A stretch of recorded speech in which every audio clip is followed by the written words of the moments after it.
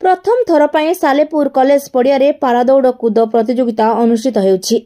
एही प्रतियोगिता 60 जन दिव्यांग प्रतियोगी खेल में जोग देवार आयोजन कराଯାଇଛି। सेमानक पई 5 गोटी खेलर आयोजन कराଯାଇଛି। कटक जिलार दिव्यांग मानकु नै अनुष्ठित हेउथिबा एही प्रतियोगिता जो दिव्यांग माने उत्तीर्ण होई राज्य और देश पई खेली निजकु गौरवान्वित करिवे, सेथिपई देशर प्रथम गोल्ड मेडालिस्ट प्रमोद भगत सेमानकु प्रेरणा दैथिले। मो ना प्रमोद भगत मो Padmashri awardee Arjun awardee Khel Ratna awardee मध्य। कौन कहबे आज कटक जिलार प्रथम थर पे सालेपुर पड़िया रे खेलर आयोजन एटा गोटे बहुत बड़ा पदक्षेप। कटक बहुत थर स्टेट मीट करिछि, प्रथम थर डिस्ट्रिक्ट ऑर्गेनाइज कराई जोटा कि मु कहबी कि एटा प्रथम नी कहा जीवो जो पैरा एथलीट जो माने आग को निजर स्वप्न और निजर एम रखिकी जो माने आग को बढ़िया चेष्टा अच्छी यह प्रेरित कर जो मैंने आसी पार नथिले समस्ते सम गाँ गाँव रू आसवे आई डिस्ट्रिक्ट जो प्रथम थर होती। हाँ निश्चय आम सालेपुर ऑटोनोमस कॉलेज टा बहुत सपोर्ट कला जद्वारा कि यही बहुत भल आयोजन करा पारिछि डिस्ट्रिक्ट इवेंटा।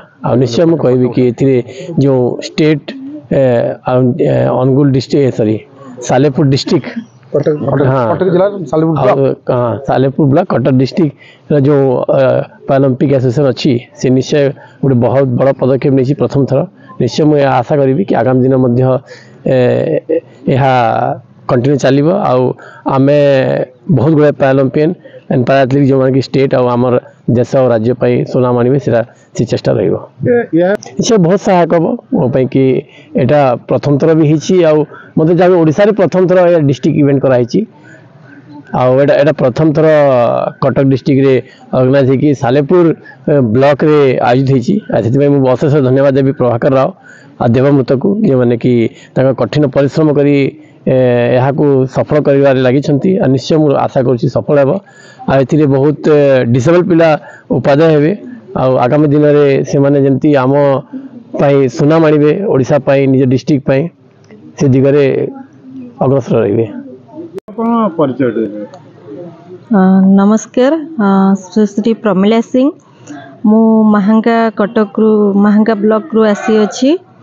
तो आमर आज जो सालेपुर कॉलेज रे जो आमर दिव्यांग क्रीड़ावित आयोजन करा जाउची सुंदर प्रयास जेहेतु आमर कटक जिले में यह प्रथम आयोजन करा जाउची सेति पई आमे खुशी आ आमको निमंत्रण हेइथिला आमे आसीछु प्रतियोगिता रे भाग नवा पई आ आगामी दिन रे आमे किछि भलो कार्य करी देखिया पई प्रयास जारी रखिबु।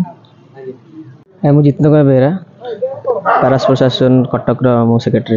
कौन कहबे आज खेलर आयोजन है कौन प्रथम ब्लॉक लेवल सालेपुर ब्लॉक रे है डिस्ट्रिक्ट लेवल केमती कौन आयोजन कले नहीं आयोजन एक्चुअली मोर स्टेट एसोसिएशन रो प्रेशर आसिला कि मी गोटे डिस्ट्रिक्ट मीट करिया पे तो सेति पे हमें बहुत कम समय भितर जहाँ एति बहुत है पार्टिसिपेट हमर 60 पिला पार्टिसिपेट करछन्ती।